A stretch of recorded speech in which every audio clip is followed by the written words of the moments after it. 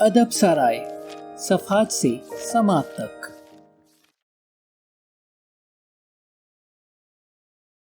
अब तक के साथ और ताउन का शुक्रिया। मजीद ताउन के मुंतजर। अदब सराय जीने की वजह पार्ट 10।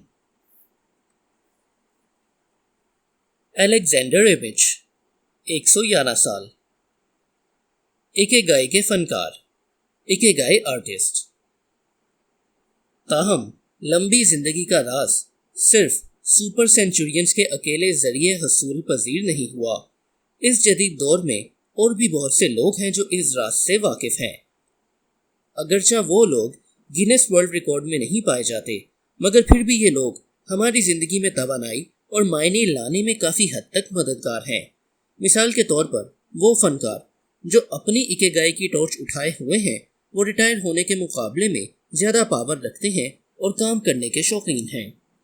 आर्ट अपनी तमाम शक्लों में एक इकेगाई है जो हमारे दिनों में खुशी और मकसद को लेकर आती है।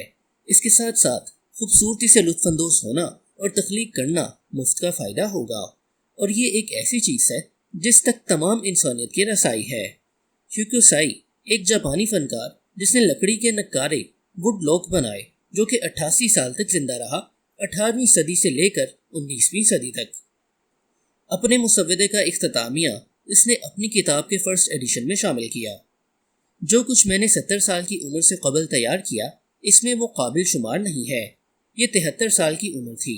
मैंने असल कुदरत की साख्त को समझना शुरू किया, चाहे वो जानवरों में से था, या घास में से, या फिर दरख्तों में से, या फिर परिंदों में से, या फिर चाहे कीड़े मकोड़े हों, या फिर मछलियाँ। इसके नतीजे में 80 साल की उम्र में और भी तरक्की करूँगा, और ऐन मुमकिन है कि 90 साल की उम्र में मैं चीज़ों की हकीकत को हासिल कर लूँगा, और 100 साल की उम्र में मुझे फैसला कुन हद तक पहुँच जाना चाहिए।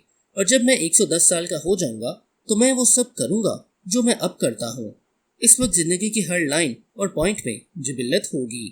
आगे आने वाले सफ़ात में हमने न्यूयॉर्क टाइम्स के लिए इंटरव्यू लेने वाले फनकारों से कुछ इंतहाई मुतासिर कुन अल्फाज जमा किए हैं।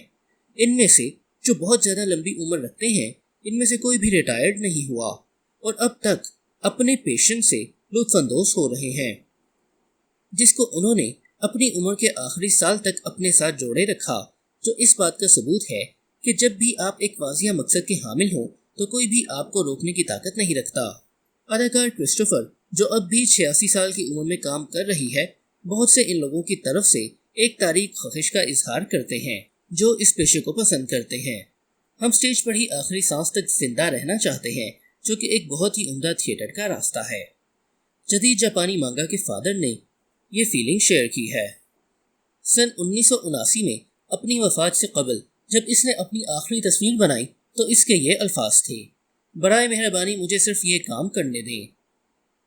86 साल की उम्र का एक फिल्मकार पेरिस में टहलते हुए ये कह रहा था कि वो इस काम को करना पसंद करता है जिसको वो बहुत शिद्दत के साथ और लगाव के साथ करता है। वो कहता है कि यहाँ पर मौजूद हर कोई अपने दर्द, तकलीफ और इस सब के बारे में शिकायत करता है, मगर मेरे दोस्त यहाँ तो वो मर चुके हैं, और अगर वो जिंदा हैं तो वो काम कर रहे हैं। कार्मेन हेरेरा एक पेंटर जो अभी हाल ही में अपने 100वें साल में दाखिल हुई थी, इसने अपनी पहली बनाई हुई पेंटिंग 79 साल की उम्र में फरोख्त की थी, और आज इसका किया हुआ काम टेट मॉडर्न और म्यूजियम ऑफ मॉडर्न आर्ट के मुस्तकिल मजमुओं में शामिल समझा जाता है। जब इनसे पूछा गया कि वो अपने मुस्तकबिल को कैसा देखती हैं, तो उन्होंने जवाब दिया, मैं हमेशा अपनी अगली चीज़ को ख़त्म करने का इंतज़ार करती हूँ, चाहे वो कोई काम हो, अगरचा मैं जानती हूँ कि मैं दिन ब दिन ख़त्म होने की तरफ जा रही हूँ। सीखना कभी मत छोड़ना, नेवर स्टॉप लर्निंग।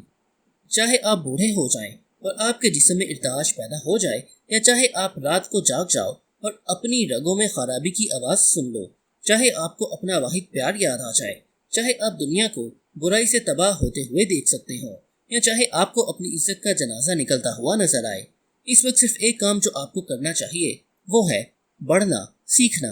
ये सीखें कि ये दुनिया क्यों एक जोकर है, या फिर क्या चीज़ इसको जोकर बनाकर हरकत दे रही है। यही वो एक चीज़ है जिससे जहन कभी भी नहीं थकता, ना कभी अजनबी होता है, और ना ही कभी भी खौफ का शिकार होता है, ना ही अदम एतमाद और खौफ का शिकार होता है। اور نہ ہی افسوس اور مایوسی کا خواب دیکھتا ہے۔ ایڈورڈ ولسن نے اپنے حصے کے لیے جو کہا وہ ایک فطرت پسند اور مصنف تھے۔ میرا خیال ہے کہ میرے پاس ان لوگوں کے ساتھ شامل ہونے کے لیے جو بڑے بڑے سوالوں کو للکارتے ہیں کافی حد تک تجربہ موجود ہے۔ تقریباً 10 سال قبل جب میں نے پڑھنا شروع کیا اور ان سوالات کے بارے میں سوچنا شروع کیا کہ ہم کیا ہیں، ہم اصل میں کہاں سے آئے ہیں، ہم کہاں جا رہے ہیں، میں بہت ہی سخت حیرت کا شکار تھا کہ یہ سب کس قدر کمی سے ہو رہا تھا۔ جاپان میں لمبی عمر، لانجیویٹی ان جاپان۔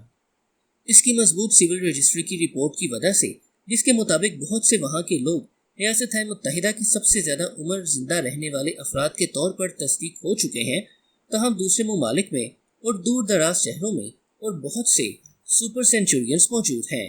دیہی علاقوں میں ایک پرامن زندگی بہت ہی عام نظر آتی ہے، جس کی وجہ سے لوگ 100 سال کو پہنچ جاتے ہیں۔ بغیر کسی سوال کے یہ تسلیم ہے کہ بین الاقوامی سطح پر لمبی عمر کا سپر سٹار جاپان ہے، جو دنیا کے کسی بھی ملک سے سب سے زیادہ متوقع عمر رکھتا ہے۔ صحت مند غذا کے علاوہ ایک چیز جس کے بارے میں ہم تفصیل سے جائزہ لیں گے وہ یہ ہے کہ لوگ مربوط صحت کی دیکھ بھال کے لیے اور بیماری سے بچنے کے لیے مسلسل ڈاکٹر کے پاس جاتے ہیں۔ جاپان میں لمبی عمر ہونا اس کی ثقافت کے ساتھ جڑا ہے، جس کو ہم بعد میں بھی ذکر کریں گے۔ معاشرے کا احساس بھی ایک حقیقی امر ہے کہ جس سے جاپانی لوگ آخری دم تک سرگرم عمل رہنے کی کوشش کرتے ہیں۔ اس کو ان کی لمبی عمر کے لیے ایک راز کے طور پر سمجھ سکتے ہیں۔ اگر آپ اس وقت بھی جب کوئی کام نہ ہو آپ مصروف رہنا چاہتے ہیں تو آپ کے پاس آپ کے افق میں ایک اکیگائی کا ہونا ضروری ہے، ایک ایسا مقصد زندگی جو زندگی بھر آپ کی رہنمائی کرتا ہے اور آپ کو معاشرے اور آپ کی ذات کی خوبصورتی اور افادیت والی چیزیں بنانے کے لیے دباؤ ڈالتا ہے۔ باب 6، جاپان سے 100 سال عمر پانے والوں کے پیغامات۔ Lessons from Japan centenarians. خوشی اور لمبی عمر کے لیے روایات اور کہانیاں۔ Traditions and proverbs for happiness and longevity. Okinawa کے صدر مقام اوگیمی جانے کے لیے ٹوکیو سے ناہان 3 گھنٹے کا ہوائی سفر ہے۔ کئی مہینے قبل ہم نے اپنے سفر کا مقصد یعنی کمیونٹی کے سب سے قدیم ممبروں کے انٹرویو لینے کے اپنے ارادے کی وضاحت کرنے کے لیے ایک ایسی جگہ کی ٹاؤن کونسل سے رابطہ کیا تھا جس کو لمبی عمر رکھنے والوں کا گاؤں ولیج آف لانجیویٹی کہتے ہیں۔ متعدد لوگوں سے گفتگو کرنے کے بعد آخرکار ہمیں وہ مدد مل گئی جس کی ہم تلاش میں تھے اور ٹاؤن کے قریب ہی ایک مکان کرائے پر لینے میں کامیاب ہو گئے۔ اس پروجیکٹ کو شروع کرنے کے لیے 1 سال کے بعد ہم نے خود کو اس دنیا کی سب سے زیادہ عمر پانے والے لوگوں کی دہلیز پر پایا۔ ہمیں ایسا محسوس ہوا کہ گویا وقت اس مقام پر رکا ہوا ہے، کیونکہ گویا کہ پورا گاؤں ایک نہ ختم ہونے والے لمحہ موجود میں زندگی گزارتا ہوا معلوم ہو رہا تھا۔ اوگیمی میں ہماری آمد۔ ارائیونگ ان اوگیمی۔ ناہان سے 2 گھنٹے بائی روڈ سفر کے بعد ہم اس قابل ہوئے ٹریفک کی پریشانی سے نجات ملی۔ ہمارے بائیں طرف سمندر اور ساحل سمندر کی خالی جگہ اور دائیں طرف نہ ختم ہونے والے جنگلات کا سلسلہ۔ ہم چند گھروں پر مشتمل ایک بستی سے گزرے، پھر ہم اوگیمی میں داخل ہوئے، مگر کہیں سے بھی ایسا نہیں لگتا تھا کہ ٹاؤن میں کوئی سینٹر مقام ہے۔ آخرکار جی پی ایس نے ہمیں ہماری منزل کے آ جانے کی خبر دی۔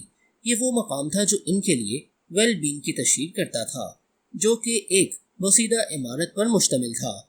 پچھلے دروازے سے ہم اس کے اندر داخل ہوئے، جہاں ایک شخص ہمارا منتظر تھا، جس کے ساتھ ایک خوبصورت اور پرکشش خاتون موجود تھی۔ مزید 2 عورتیں ہمیں دیکھ کر کھڑی ہو گئیں اور میٹنگ روم کی طرف چلنے کا اشارہ کیا۔ ہمیں گرم چائے سے نوازا گیا، جس کے ساتھ وہاں کا ایک چھوٹا سا پھل تھا، جس کے بارے میں بعد میں ہم نے تحقیق کی۔ دروازے پر ملنے والا شخص ٹیرا ہمارے سامنے ایک کرسی پر بیٹھ گیا، جس کے ہاتھ میں ایک طویل دستاویز تھی جو کہ 3 حصوں پر مشتمل تھی، جس میں اوگمی ان لوگوں کے گروپس کے نام تھے جو وہاں کی عظیم شخصیات تھیں، اور وہ سب ایک دوسرے کے مددگار تھے جن کو ان کی عمروں اور عہدوں کے لحاظ سے دستاویز میں نام درج کیا گیا تھا۔ موآئی ایک قسم کی جماعت، اس کو کسی بھی ایک خاص اصول کے تحت مرتب نہیں کیا گیا تھا، بلکہ یہ تو ایک خاندان کی طرح کام کرتے تھے۔ ٹائرا نے بتایا کہ یہ زیادہ تر رضاکارانہ طور پر کام کرتے ہیں، نہ کہ معاوضہ پر، اور مزید ان چیزوں کے بارے میں ہمیں باخبر کیا جو اوگیمی کی خصوصیات تھیں۔ ہر ایک اپنی خدمات دینے کو تیار رہتا تھا اور وہاں کی لوکل گورنمنٹ ان لوگوں کو ٹاسک فراہم کرتی تھی۔ اس طرح سے ہر ایک خود کو کارآمد اور معاشرے کا اہم جز سمجھتا تھا۔ اوگمی کے پہاڑوں میں سے ایک سے ہم پورے ٹاؤن کا جائزہ لے سکتے تھے۔ تقریباً ہر چیز وہاں کے جنگلات سے ہریالی کا شکار تھی، جن میں 3200 کے قریب گھر چھپے ہوئے تھے۔ ہم صرف چند ایسے گھروں کو دیکھ سکتے تھے جو روڈ کے کناروں پر تھے یا پھر جنگلات کی کمی کی وجہ سے نظروں میں آ سکتے تھے۔ اجتماعی زندگی، کمیونل لائف۔ اوگمی کے چند ریسٹورنٹس پر ہمیں مدعو کیا گیا، لیکن جب ہم وہاں پہنچے تو صرف 3 ٹیبل پہلے سے بک تھیں۔ پریشان ہونے کی کوئی ضرورت نہیں، ہم اس کے بجائے دوسری جگہ جائیں گے، وہ کبھی نہیں بھرتی۔ ایک خاتون نے جو ہماری میز پر تھی اپنی کار کی طرف جاتے ہوئے ہمیں کہا۔ یہ خاتون 88 سال کی عمر میں کار کو بڑی مہارت سے چلا رہی تھی اور اس پر فخر محسوس کر رہی تھی۔ اس کا معاون 99 سال کا تھا، جس نے فیصلہ کیا کہ وہ بھی ہمارے ساتھ وقت گزارے گا۔ ہمیں اس روڈ پر تیز رفتاری سے سفر کرنا پڑا تھا کیونکہ یہ کبھی کبھی تارکول اور ریت سے زیادہ گندگی کا باعث ہوتا ہے۔ آخرکار جنگل کے دوسرے کنارے پہنچ کر ایک جگہ ہم کھانے کے لیے بیٹھے۔ جب ہم بیٹھ چکے تو اس خاتون نے بتایا کہ میں کبھی ریسٹورنٹ نہیں جاتی، تقریباً ہر وہ چیز جو میرے سبزی کے باغ سے آئے میں اس کو کھاتی ہوں، اور میں مچھلی بھی ایک ایسے شخص سے خریدتی ہوں جو میرا پرانا دوست ہے۔ یہ ریسٹورنٹ سمندر کے دائیں کنارے پر واقع تھا اور ایسا معلوم ہوتا تھا جیسے یہ ایک سیارہ ہے، دور کے کسی ستارے سے نظر آنے والا، اور اس کا سارا مینیو بڑے بڑے حروف کے ساتھ سلو فوڈ سے بھرا ہوا تھا جو وہاں مہیا کیا جاتا تھا اور ان سبزیوں پر مشتمل تھا جو وہاں ہی ٹاؤن میں اگائی جاتی تھی۔ مزید اس نے کہا کہ حقیقت یہ ہے کہ کھانا ایک کم اہم چیز ہے۔ وہ ایک ماہر اور سلیم متبع شخصیت تھی۔ وہ ڈائریکٹر کے طور پر اپنے کردار کے بارے میں بات کرنے کو پسند کرتی تھی جن لوکل گورنمنٹ کے اداروں کے ساتھ وہ منسلک تھی۔ کھانا آپ کی لمبی عمر میں مددگار نہیں ہے کیونکہ اس کا اصل راز تو ایک اچھے وقت کا ہونا ہے۔ اس نے کھانے کے لقمے کو منہ کی طرف لے جاتے ہوئے ایک انداز سے کہا۔ اوگمی میں کوئی بھی شراب خانہ نہیں ہے، صرف چند ریسٹورنٹ ہیں، مگر جو لوگ وہاں رہتے ہیں وہ ایک باقدر سوشل لائف کو انجوائے کرتے ہیں جو کہ کمیونٹی سینٹر کے ذریعے سے نفاذ پذیر ہوا تھا۔ پورا ٹاؤن 17 محلوں میں تقسیم تھا اور ہر ایک محلے کا ایک بڑا آدمی موجود تھا۔ سب سے لوگ بہت سی چیزوں کے انچارج ہیں، جیسے تہذیب، تقریبات، سماجی عوامل اور لمبی عمر کے حصول کے طریقے۔ وہاں کے باشندے اس آخری چیز کو سب سے زیادہ توجہ دیتے ہیں۔ پھر ایک دن ہم ان 17 میں سے ایک کمیونٹی سینٹر کی طرف مدعو کیے گئے۔ یہ جنگل کے ساتھ ایک پہاڑی کے دائیں طرف واقع ایک پرانی عمارت تھی جو کہ گویا ایک مبارک روحوں کی اماج گاہ ہو۔ بونا گایا جنگلی روحیں، The بونا گایا اسپرٹس آف the ینبورا جنگل۔ بونا گایا ایک جادوئی روحیں ہیں جو ان جنگلات اور ان کے آس پاس کے علاقوں میں پائی جاتی ہیں۔ وہ تنہا بالوں والے بچوں کی طرح ظاہر ہوتی ہیں اور جنگل کے درختوں میں چھپ کر ساحل کے کنارے مچھلی پکڑتی ہیں۔ اوکیناوا میں ان کے بارے میں افسانے اور کہانیاں موجود ہیں۔ وہ شرارتی، چنچل اور ناقابل بیان ہیں۔ وہاں کے لوگوں کا کہنا ہے کہ یہ پہاڑوں، ندیوں، سمندروں، درختوں، زمین، ہوا اور جانوروں سے محبت کرتے ہیں، لہٰذا اگر آپ ان سے دوستی کرنا چاہتے ہیں تو آپ کو فطرت سے محبت کرنا ہوگی۔ ادب سرائے۔